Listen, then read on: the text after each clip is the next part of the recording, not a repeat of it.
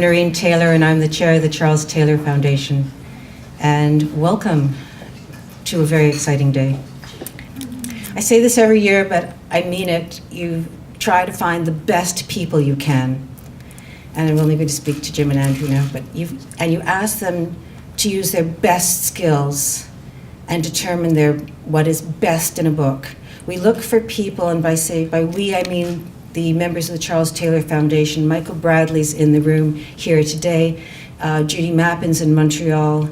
David Staines is in Ottawa today. And of course, me, I'm here. But we ask them to have recognized expertise in one or other area of nonfiction. And we look for people who will be able to stand up for what they believe in and speak eloquently and champion those books, and at the same time look for people who will listen to the divergent opinions of others. And this jury of Coral Ann Howells, James Polk, and Andrew Westall are that kind of jury.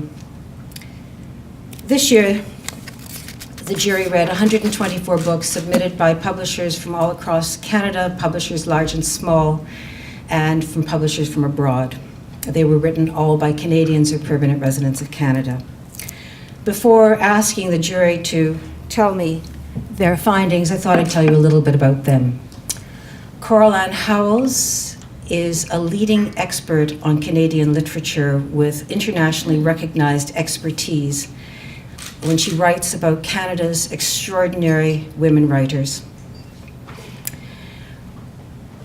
Originally from Australia, she's the voice of Can Lit through her work at Reading and now the University of London. She's worked in places as diverse as Guelph, Ontario, and India, and she has publications as significant as the Oxford Companion of Canadian Literature to her credit. In Coral Ann, we get expertise and a global perspective on Canadian storytelling. James Polk is, frankly, a cultural treasure. His breadth of experience in the field of literature, don't laugh, you are a cultural treasure. His breadth of experience in the field of literature is, frankly, unsurpassed. That has been recognized in awards such as the Janice C. Hanford Award, which was given to him for his contribution to literary publishing. Didn't get that out.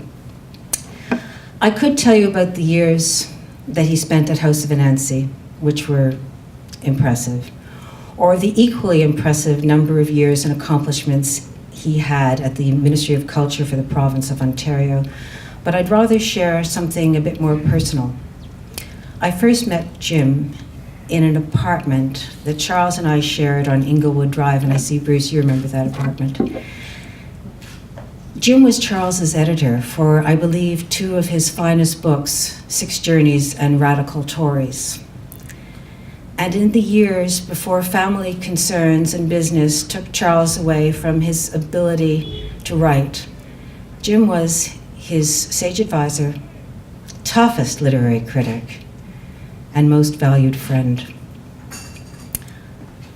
Andrew Westall is no stranger to the Taylor Prize. He won the the Charles Taylor Prize for Literary Nonfiction in 2012 for his book, The Chimps of Fauna Sanctuary. And I was saying to Andrew earlier, every time I think of that book, I just start welling up. It's still powerful. And it was mentioned as a book of the year by entities as diverse as the Globe and Mail, Amazon.ca, CBC, Quill and Choir, and CTV's Canada AM. Currently teaching at the University of Toronto Scarborough, teaching creative writing and literature, I know every one of Andrew's students benefits from a combination of good humor, a wealth of knowledge about literature, and frankly, a gift of nonfiction storytelling. But now to the task at hand. As I said, they read 124 books. In December, they reduced that number to 12 extraordinary books. I saw earlier that there were 5 banners up, so I know there are 5. Could I ask you now to please come to the podium and stop my wondering? I've been pestering everybody. I'm like a kid at Christmas. Yes, the jury read many, many books, and yes, I had to get new glasses. But the quality, the interest, and the variety of the submissions frankly stunned the jury this year. We could not put most of the books down, and I mean this. What were we looking for?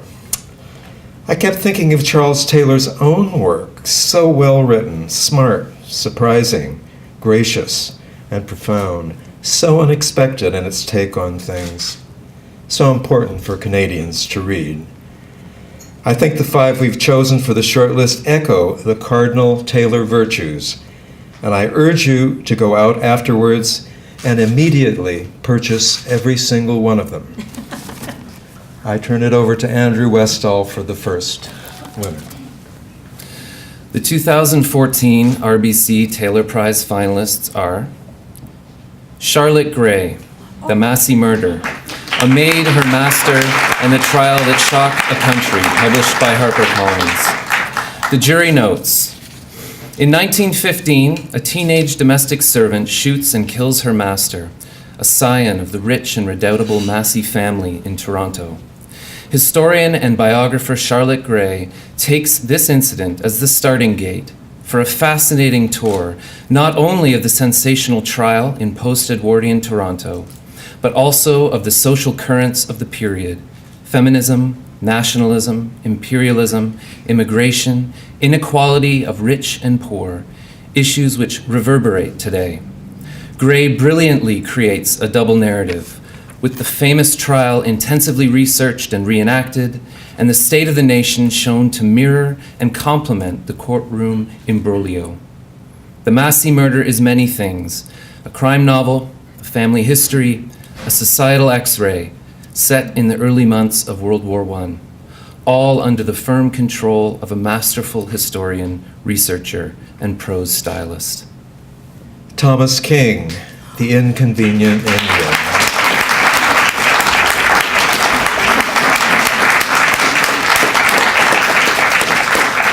Subtitled A Curious Account of Native People in North America, published by Doubleday Canada. The jury notes, histories of North America's native peoples abound, but few are as subversive, entertaining, well-researched, hilarious, enraging, and finally, as hopeful as this very personal take on our long relationship with the inconvenient Indian.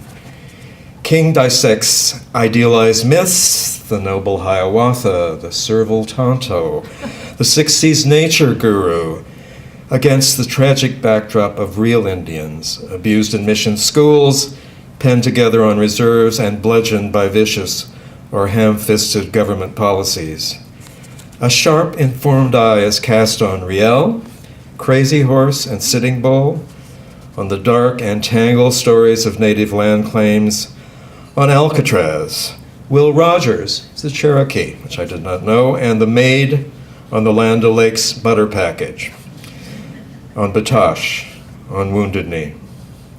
In this thoughtful, irascible account, and in characteristically tricksterish mode, King presents a provocative alternative version of Canada's heritage narrative.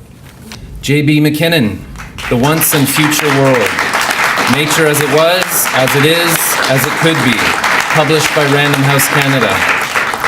The jury notes, with beautifully lyrical prose, impeccable research, and a menagerie of natural history lore, this is a completely original meditation on the status of our natural world and its future.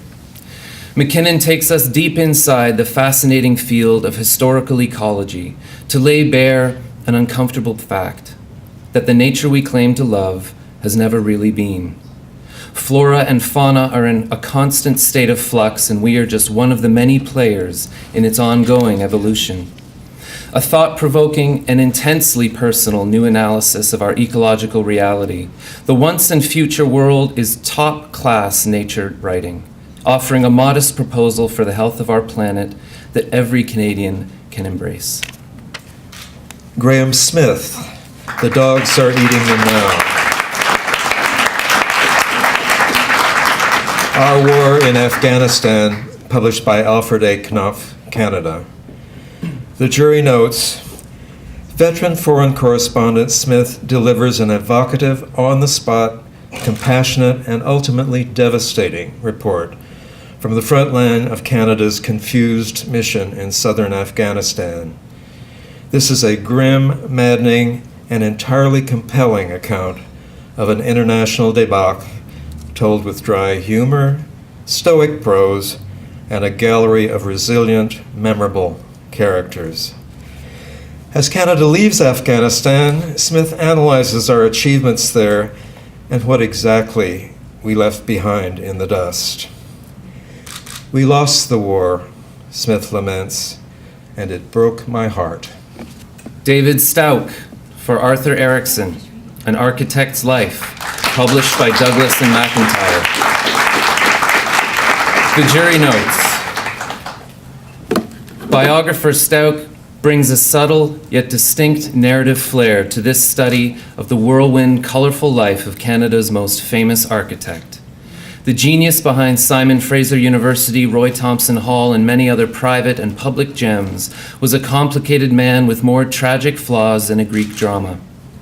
Through deeply sensitive portrayals of Erickson's idealistic philosophy of art, his creative and financial troubles, his charisma, his arrogance, and his sexual identity, Stouck demonstrates the empathy and rigor of a truly fine biographer. His full-length portrait also reveals much about the cultural life and personalities of Vancouver in the 1940s and 50s. This book tells all, and in the telling is a work of art in itself. I can't resist adding that each of these titles is beautifully served up by its publisher. Immaculate presentation, state-of-the-art editing and design. And now, please join us in congratulating the 2014 RBC Taylor Prize finalists. The next few weeks, which I think are like 7, are going to be very exciting. Authors are going to fly in and out, and I now realize we're flying in from Afghanistan, so we're going to have to work on that. They're going to fly in and out and stay at the Omni King Edward Hotel. They're going to be meeting their their audience. Now, due to relationships that we have, and I'll read this, with CNW, and today Nicole Guillard is here from CNW, and CBC, the Globe and Mail, the Huffington Post Canada, Kobo, Maclean's, Quill and Choir, and IFOA. These authors are going to meet their audiences in a blitz, really. They'll meet them in readings, and I hear that multiple readings.